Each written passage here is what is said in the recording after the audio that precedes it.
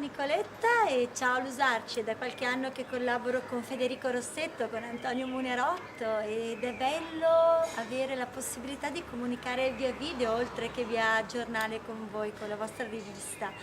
Perché sono qui? Perché vorrei darvi uno spunto di riflessione. Da tanti anni, sono 21 anni che anch'io sono una libera professionista, anche io mi occupo da un lato di vendita perché vendo formazione e quindi capisco cosa significa essere confrontati ogni giorno con le vendite, con le proposte, con i clienti, con lo stress che a volte può esserci nel comunicare in modo corretto un'informazione. Un suggerimento che ti posso dare da cuore è: quanto cuore ci stai mettendo in quello che stai facendo? Quanta energia continui a metterci ogni giorno in quello che fai? Hai lo stesso entusiasmo che avevi all'inizio? Quanto ami il tuo lavoro? Quanto per te è una passione e quanto per te invece è un dovere? Perché tanti anni fa mi fu detta una frase che mi colpì tanto: fai ciò che ti appassiona, fai ciò che fai con il cuore e ti sembrerà quasi di non lavorare mai, e ti sembrerà quasi che tutto, anche se ti costerà magari caro, ti costerà qualche sacrificio, tutto possa scivolare nel modo giusto.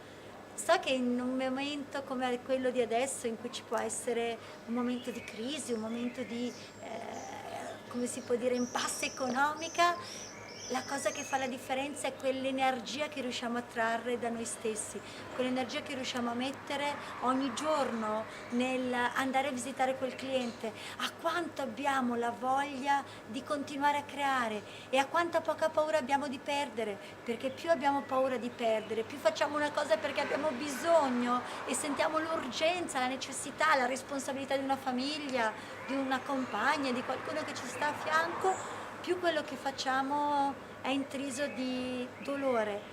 Proprio mezz'ora fa ero con una persona a me molto cara, un ex giocatore di Serie A, che è stato anche arbitro di Serie A, e mi diceva: per tutta la vita io ho utilizzato come leva il sacrificio, cioè dovevo arrivare all'estremo per motivarmi, dovevo trovare e creare quelle situazioni di crash per avere ancora energia.